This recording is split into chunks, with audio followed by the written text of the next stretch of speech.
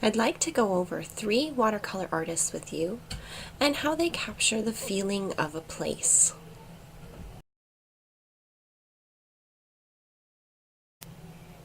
Andrew Wyeth is definitely one of my favorite watercolor artists.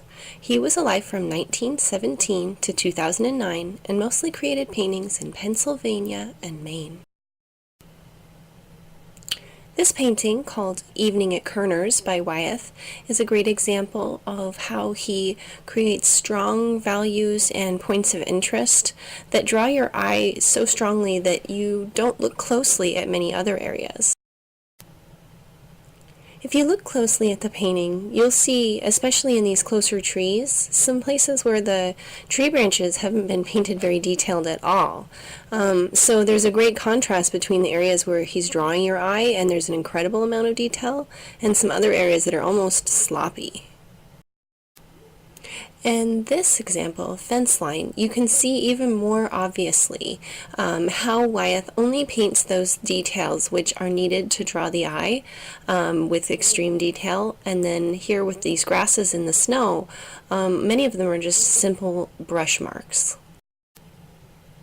In this example, called Fields of Broad Cove, the grasses in the foreground are very simple brush marks, but the darker values and intense details in the middle and background of the picture draw your eye to the point where you don't even notice them.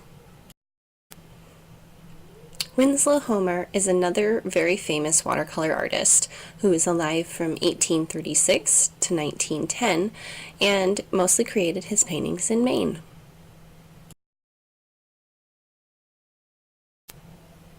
This example, called Pickering Fishing, is a really great painting to show how you can use lively, bright colors in the foreground and muted colors in the background to create the illusion of space. In this one, called Young Ducks, Winslow has created almost a black and white with the muted colors in the background, and the only warm colors in the painting are on the figures and the canoe in the foreground. This one, Hunter in Adirondacks, you can see Winslow using warm colors again in the foreground to create the illusion of space when contrasted with the muted grayish colors and really indistinct details in the background.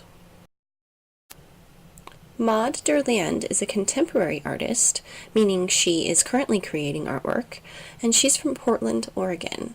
She mostly paints scenes in Northern California and Italy because she prefers Tuscan scenes.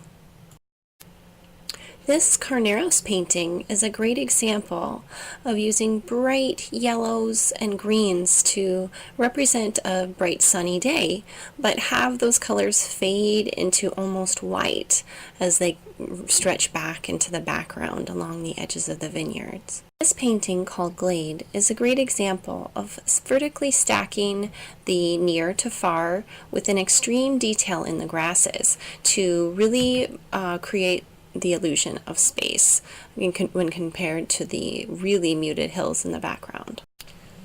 This painting, September Afternoon, is another great example of using bands of color to draw your eye back towards the background, and it also creates the impression of movement through the brushstrokes, almost as if the wind is rushing through the grasses and blowing them in a direction.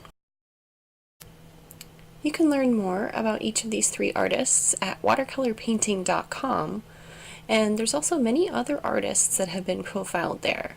I recommend checking it out. Now it's your turn to go and find your favorite painting, either from this presentation or from doing your own research at watercolorpainting.com. Then log into Slack and write a post about your favorite and respond to 2 classmates.